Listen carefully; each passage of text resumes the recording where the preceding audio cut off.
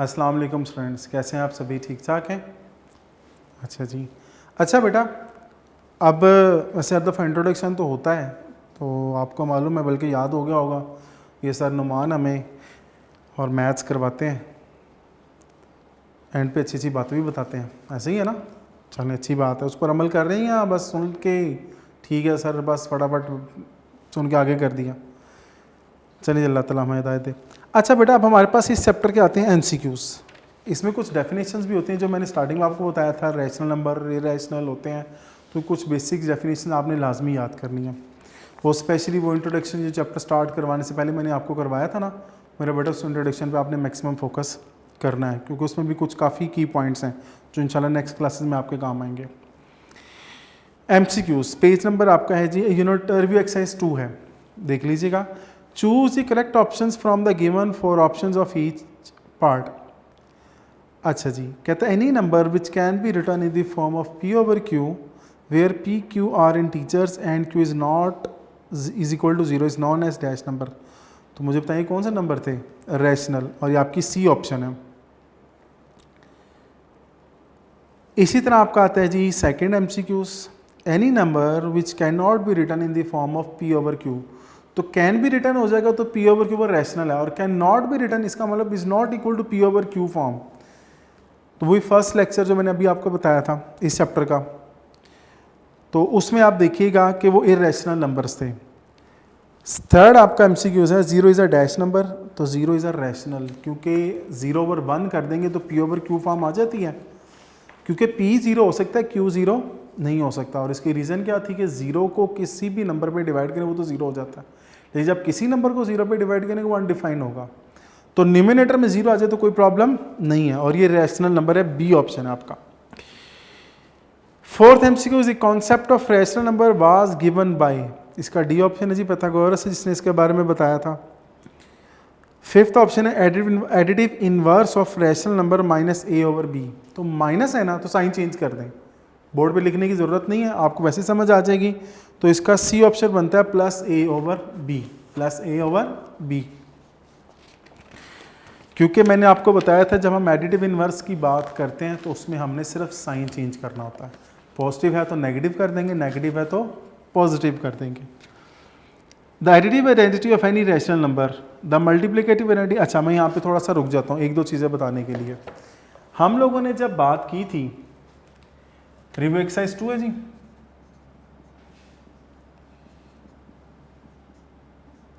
अच्छा review exercise 2 को हम डिस्कस कर रहे हैं।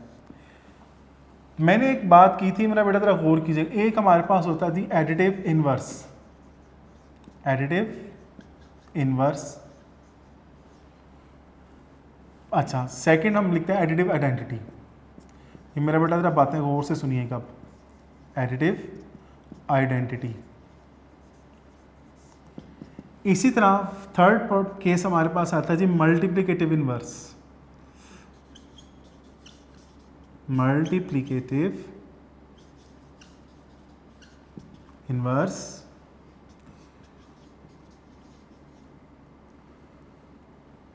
अच्छा जी, और फिर हमारे पास आता है fourth one is multiplicative identity,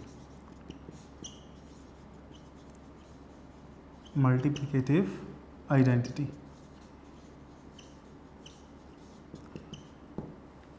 additive inverse की हम जब बात कर रहे थे तो एडिटिव इनवर्स में क्या था कि एक कोई भी जनरल एग्जांपल्स दूंगा कि एक ऐसा नंबर जिसमें ऐसा कोई नंबर ऐड किया जाए कि आंसर क्या आ जाए 0, आंसर क्या आ जाए 0, ये आ गया इनवर्स। अब हम बात करेंगे आइडेंटिटी की। आइडेंटिटी में क्या होता है कि ऐसा नंबर जिसमें ऐसी कोई चीज़ ऐड की जाए कि वही नंबर अगेन आ जाए, तो जस्ट वो क्या है 0। तो 0 एक वाहिद नंबर है कि जिसको किसी भी नंबर में ऐड करें तो आंसर क्या आएगा, जैसा कि मुझे बताएं 2 + 0 आंसर क्या आ रहा है 2, 10 + 0 आंसर क्या आ रहा है 10, 100 + 0 आंसर क्या आ रहा है 100, x + 0 आंसर क्या आएगा x। यानी कि इन सभी में 0 एक ऐसा नंबर है जिसको उसमें ऐड करें तो उसको कोई फ़र्क नहीं पड़ता, वही नंबर अगेन आ जाता है। इस वजह से एडिटिव आइडेंटिटी कौन सी है, बेसिकली 0। एडिटिव आइडेंटिटी कौन सी है 0, क्योंकि जिसको ऐड करने से कोई फ़र्क नहीं पड़ता। मल्टीप्लिकेटिव इन्वर्स में हमने क्या डिस्कस किया था कि एक नंबर है, अगर उसको उसके रेसिप्रोकल से मल्टीप्लाई किया जाए तो आंसर क्या आता है 1। ये तो बाकायदा हम क्वेश्चन सॉल्व भी कर चुके हैं। मैं एक्सप्लेन करना चाहता बेसिकली मल्टीप्लिकेटिव आइडेंटिटी। मुझे ये बताओ कि मैं 2 को अगर 1 से मल्टीप्लाई करूँ क्या आएगा 2, 3 को किससे मल्टीप्लाई करूँ कि आंसर 3 आए 1 से, 100 को किससे मल्टीप्लाई करूँ कि आंसर 100 ही आए 1 से, 1000 को किससे मल्टीप्लाई करूँ कि आंसर 1000 ही आए 1 से, या फिर x को किससे मल्टीप्लाई करूँ कि आंसर x ही आए 1 से। इसका मतलब जब हम मल्टीप्लिकेटिव आइडेंटिटी की बात करेंगे तो किसके इक्वल होगा वो 1 के, किसके इक्वल होगा 1, क्योंकि एक ऐसा नंबर है जिससे भी मल्टीप्लाई करें वही नंबर अगेन आता है। तो आइडेंटिटी मीन पहचान होती है ना। देखें अगर मैंने 2 में 0 ऐड किया तो 2 वही रहा है, 10 में 0 ऐड किया वही है, 100 में 0 ऐड किया 100, x में 0 ऐड किया x। क्या किसी की आइडेंटिटी चेंज हुई है तो इसको हम एडिटिव आइडेंटिटी बोलेंगे। लेकिन क्योंकि ऐड कर रहे थे अब हम क्या कर रहे हैं मल्टीप्लाई, तो इस नंबर से मल्टीप्लाई करेंगे उस नंबर की आइडेंटिटी वही रहे, वो चेंज ना हो। इस वजह से फिर 1 क्या होगा मल्टीप्लिकेटिव आइडेंटिटी। मेरा बेटा ये बात इंपॉर्टेंट है, आपने जहन में रखनी है। तो हाँ जी, हमारा था MCQs number 6, the additive identity of any rational number is. तो एडिटिव आइडेंटिटी है तो वो क्या आएगा बेटा जी, ए ऑप्शन है कि बी? ए ऑप्शन है, 0, शाबाश। The multiplicative identity of any rational number is, क्योंकि मल्टीप्लाई आप कर रहे हैं तो डेफिनेटली वो कौन सा होगा 1, तो बी ऑप्शन है। द रेसिप्रोकल ऑफ 0, अभी थोड़ी देर पहले MCQ स्टार्ट करने से पहले मैं आपको बता रहा था रेसिप्रोकल ऑफ 0। मुझे ये बताएं 0 है जिसका डिनोमिनेटर क्या नहीं होता वो क्या होता है 1, ये तो आंसर आ गया 0, ये डिफाइन फॉर्म है। लेकिन अगर इसका मैं रेसिप्रोकल ले लेता हूँ, इसका मैं क्या ले लेता हूँ रेसिप्रोकल, तो रेसिप्रोकल बेसिकली क्या बनेगा 1/0। अब काम खराब हो गया, क्योंकि ऐसा कोई नंबर नहीं है जिसको मैं 0 से मल्टीप्लाई करूं और 0 से मल्टीप्लाई करने के बाद मेरे पास क्या आ जाए 1, ऐसा तो पॉसिबल नहीं है। तो इस वजह से अगर डिनोमिनेटर में 0 आ जाता तो फिर वो क्या आ जाएगा जी अनडिफाइन आ जाएगा, या नो रेसिप्रोकल, जो कि आपकी बेसिकली डी ऑप्शन है। ठीक है जी, डी ऑप्शन में क्या लिखा हुआ है नो रेसिप्रोकल, किसका रेसिप्रोकल नहीं होता। The multiplicative inverse of rational number, multiplicative inverse, additive inverse में हमने साइन चेंज किया था, एडिटिव इनवर्स में हमने क्या किया था साइन, मल्टीप्लिकेटिव इनवर्स में हमने साइन चेंज नहीं करना, उसमें हमने क्या करना है रेसिप्रोकल ले लेना। तो -a/b माइनस ही रहेगा, तो a/b का रेसिप्रोकल क्या हो जाएगा b/a, तो इसकी बी ऑप्शन है। द सम और product of 2 rational number is always a rational number. याद रखिएगा कि रैशनल नंबर का जैसे सम ले लें तब भी रैशनल नंबर आएंगे, मल्टीप्लाई करेंगे तब भी रैशनल नंबर ही आएंगे। तो इसकी ऑप्शन कौन सी बनती है सी ऑप्शन। अच्छा, कुछ MCQs नोट्स वगैरह में भी हैं, तो मैंने कहा था चले साथ साथ वो भी आपसे डिस्कस कर लिया जाए तो बेहतर है। 10 से ऑनवर्ड्स है। नेक्स्ट आपका कौन सा आता है जी 11th MCQs है, क्योंकि फर्स्ट 10 जो आपकी बुक में है वही आपके नोट्स में है। क्लियर होगी बात। 11th MCQs में उसने बोला है on the number line the distance taken between 0 and 1। तो याद रखिएगा, बल्कि MCQs बेटा जी निकालने आप लोग आपको होने चाहिए आपके पास, वो देखिएगा ज़रा, वो आपके आते हैं जी यूनिट डिस्टेंस, डी ऑप्शन है। ठीक है जी। नेक्स्ट आता है जी मल्टीप्लिकेटिव इनवर्स ऑफ 3/7। तो मल्टीप्लिकेटिव इनवर्स है तो 3/7 का रेसिप्रोकल क्या होगा 7/3, तो आपकी डी ऑप्शन बनती है। नेक्स्ट 13 आपका MCQs है। और रैशनल नंबर डिवाइडेड बाय 0, तो अब मुझे बताएं डिवाइडेड बाय 0 है तो अब 0 फिर डिनोमिनेटर में आ गया, तो ये कौन सी कंडीशन आ जाएगी अनडिफाइंड, सी ऑप्शन है। उसके बाद है जी 14th MCQs। 14th MCQs में उसने क्या बोला है, मैं यहाँ पे नंबर भी मेंशन कर देता हूँ, -23 + 11। हालांकि प्लस माइनस वाला क्वेश्चन है तो मैंने कहा बेहतर है लिख दिया जाए, तो आंसर क्या आएगा -12। तो मुझे बताएं -12 कौन सी ऑप्शन बन रही है बी ऑप्शन।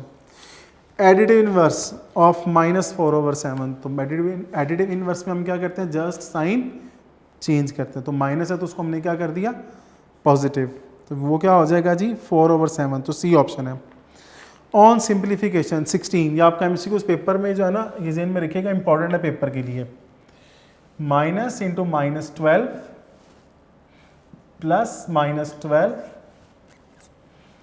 -(-) -1.0 का मतलब बेसिकली 1 ही है, क्योंकि पॉइंट के बाद मैं जितने मर्जी जीरो लगा लूँ उससे कोई फ़र्क नहीं पड़ता।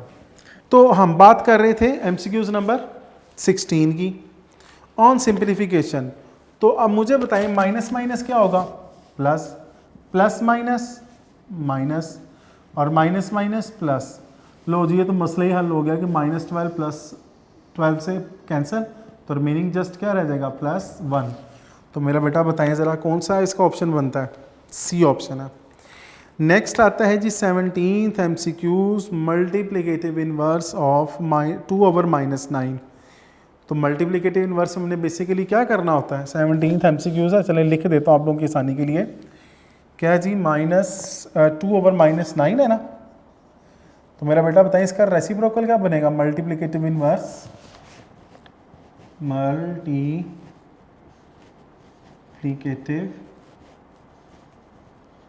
इनवर्स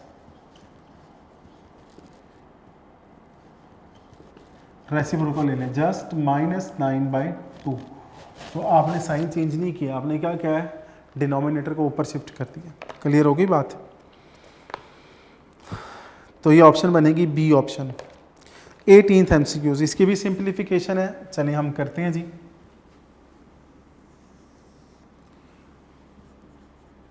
एटीनथ एमसीक्यूज में उसने क्या बोला है, -2 × -3 माइनस इंटू -5 + 4।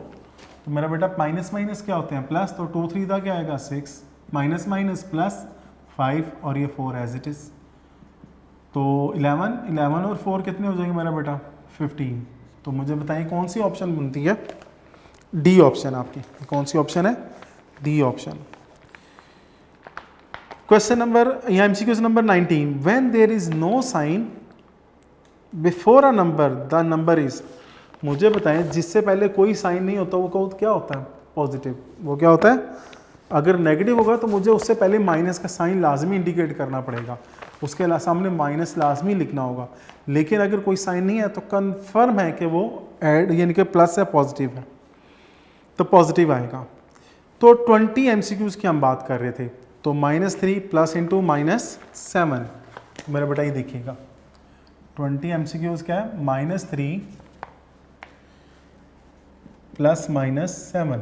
तो मेरा बेटा देखें प्लस माइनस माइनस, तो -3 -7 -10 हैं। तो ये सिंपल से क्वेश्चंस, तो मैंने कहा चले कोई कन्फ्यूजन नहीं, तभी मैं आपको साथ साथ सोल्व करवा रहा हूँ। तो बेटा ये आएगा -10, ए ऑप्शन बनती है। नेक्स्ट है -3 + 7, तो ये तो आप खुद ही बता सकते हैं जी। तो -3 + 7 का क्या आएगा, प्लस माइनस माइनस होगा, लेकिन साइन तो ग्रेटर का आएगा। तो 7 में से 3 सब्ट्रैक्ट करें तो 4, तो सी ऑप्शन आती है। 22 एमसीक्यूज, 22 एमसीक्यूज में वो क्या कहते हैं, मल्टीप्लाइंग -3 एंड -1/6। कहते हैं -3 एंड -1/6 को हम मल्टीप्लाई करें तो बताएं कि हम क्या वी गेट क्या आएगा जी। तो बेटा माइनस माइनस प्लस, ये तो सिंपल सी बात होगी। तो 3 2 क्या होते हैं 6, तो क्या बचा 1/2। तो बताएं जरा कौन सी ऑप्शन बन रही है, डी ऑप्शन है। 23 वाला एमसीक्यूज ये था, एमसीक्यूज नंबर 22। अब आ रहा है MCQs number 23। Divide 3/4 divided by 5/8। चलें मैंने स्टेटमेंट आपको क्वेश्चन फॉर्म में लिख दिया। तो मुझे ये बताएं जब 3/4 को हम लिखेंगे मल्टीप्लाइड बाय, तो इसका रेसिप्रोकल हो जाएगा ना नेक्स्ट वैल्यू का। तो 4 2 क्या होते हैं 8, तो 3 2 6/5। तो मेरा बेटा बताएं कौन सी ऑप्शन बनती है इसकी, बी ऑप्शन बनती है। कौन सी ऑप्शन बनती है, बी ऑप्शन।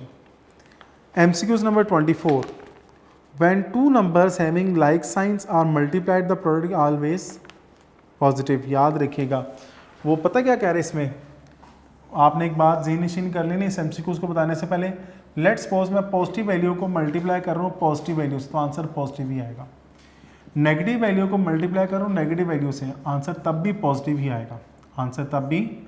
तो क्योंकि माइनस माइनस क्या हो जाएंगे प्लस, बात हो रही है मल्टीप्लीकेशन की। इसी तरह जब मैं प्लस को मल्टीप्लाई करूँगा माइनस से तो आंसर क्या आएगा नेगेटिव, और जब मैं नेगेटिव को मल्टीप्लाई करूँगा प्लस से तो तब भी आंसर क्या आएगा नेगेटिव। सेम साइन मल्टीप्लाई होंगे तो पॉजिटिव, डिफरेंट या ऑपोजिट साइंस मल्टीप्लाई होंगे तो नेगेटिव। तो उसने क्या बोला था, मैं to numbers having like science, तो इसका मतलब सेम साइंस हो गए दोनों, पॉजिटिव पॉजिटिव तब भी पॉजिटिव आएगा, और अगर दोनों नेगेटिव नेगेटिव हो जाते हैं तो तब भी नेगेटिव आएगा, सॉरी पॉजिटिव आएगा। तो इसके ए ऑप्शन बनती है। 25th MCQ है, दिस सम और product of two rational number is always a rational number. ये तो हमने पहले भी 10th वाला MCQ सॉल्व बनता है वो किया था। तो रैशनल नंबर ए ऑप्शन है। When two numbers having unlike signs, तो अनलाइक साइंस की बात आ गई है, positive negative negative negative positive negative. तो अगर अनलाइक साइंस को हम मल्टीप्लाई करें तो तब आंसर क्या होगा, नेगेटिव होगा। इसकी बी ऑप्शन है। A rational number multiplied by zero is always zero, क्योंकि जीरो से मल्टीप्लाई कर रहे हैं ना, बात हो रही है मल्टीप्लिकेशन की, बल्कि अभी लिखा ही हुआ मैंने, कहाँ पे, अच्छा इसमें नहीं है, लिख देते हैं जी। 1 मल्टीप्लाइड बाय जीरो क्या आएगा, zero. 2 multiplied by zero, zero. 10 multiplied by zero, zero. 100 multiplied by zero, zero. समझ आ गई बात की, सॉरी जीरो जीरो जीरो, मैंने 100 लिख दिया, ठीक हो गया। अच्छा तो जब किसी भी रैशनल नंबर को हम जीरो से मल्टीप्लाई करेंगे तो डेफिनेटली उसका आंसर क्या होगा, जीरो होगा। नेक्स्ट MCQ है, zero divided by rational number is always zero. अब जीरो डिवाइडेड बाय है, इसका मतलब अब कौन सी फॉर्म आ गई है वो भी लिख देता हूँ। 0/1 0, 0/2 0, 0/10 0, या 0/100 0। जीरो से मल्टीप्लाई करेंगे तब भी जीरो आएगा, या जब सभी नंबर्स को जीरो पे डिवाइड कर रहे हैं, यानी कि जीरो न्यूमिनेटर में और रिमेनिंग नंबर डिनोमिनेटर में अगर आ जाए तो आंसर क्या होगा, जीरो। और 29th MCQ है, reciprocal of a rational number is it's. चलें बताएं जरा आप लोग, किसी भी रैशनल नंबर का रेसिप्रोकल लें तो क्या आता है, एडिटिव इनवर्स या मल्टीप्लिकेटिव इनवर्स, बोलें मल्टीप्लिकेटिव इनवर्स। तो मल्टीप्लिकेटिव इनवर्स के मुताबिक इसकी कौन सी ऑप्शन बनती है, बी ऑप्शन। कौन सी ऑप्शन बनती है, बी ऑप्शन।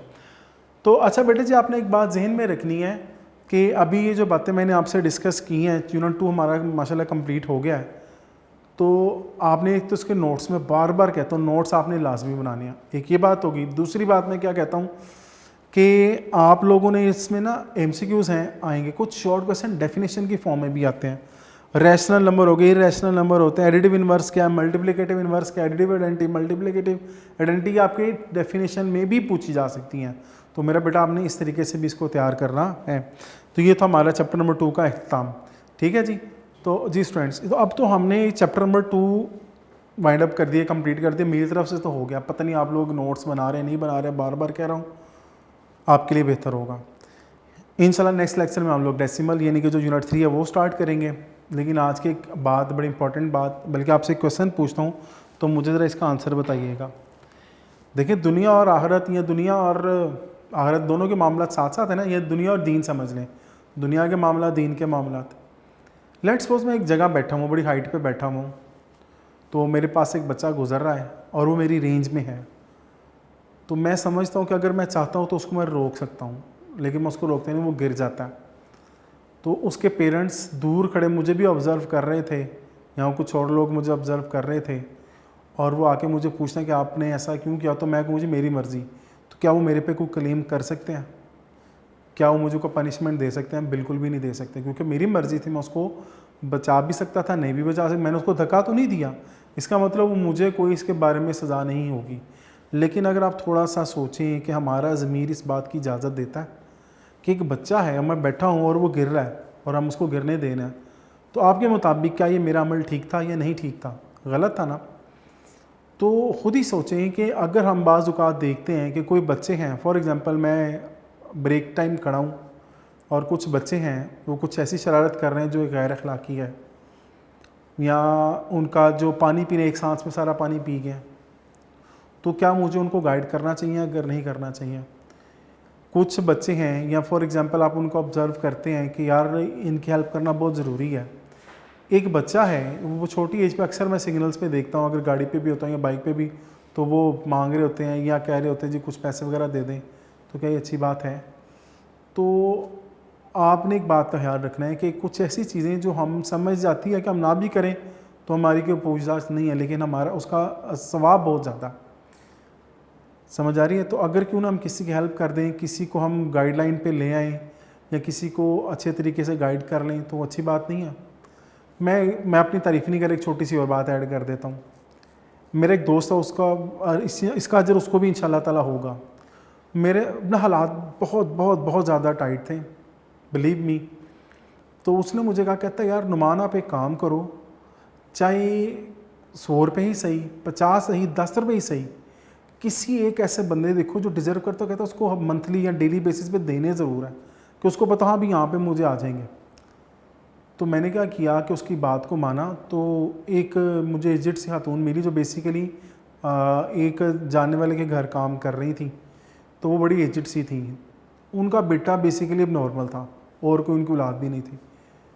तो आप यकीन जानें कि मैंने अल्लाह ताला की रज़ा के लिए, जस्ट आपको एक समझाने के लिए बात कर रहा हूँ, अल्लाह ताला की रज़ा के लिए मैंने उसका पर मंथ फ़िक्स किया। मेरी जो औकात है उसके मुताबिक कुछ भी नहीं था, लेकिन मैंने मुझे जो उसके बदले में दुआएं मिली ना, यकीन जाने अगर मुझे अब कोई इज़्ज़त मिली है तो मैं समझता हूँ मेरे माँ बाप की दुआएं और साथ एक उस खातून की दुआ थी जिसके लिए मैंने एक पर मंथ थोड़ा सा डिसाइड किया हुआ था। तो मेरा बेटा ज़हन में रखिएगा कि आजकल के जो हालात जा रहे हैं, हम तो खाना खा के सो जाते हैं, तो क्या ऐसा है कि बाकी जो हमारे आसपास के रहने वाले हैं उनको कोई परेशानी तो नहीं, हमारे रिश्तेदार बहन भाई उनमें से, तो सबको देखें मेरा बेटा।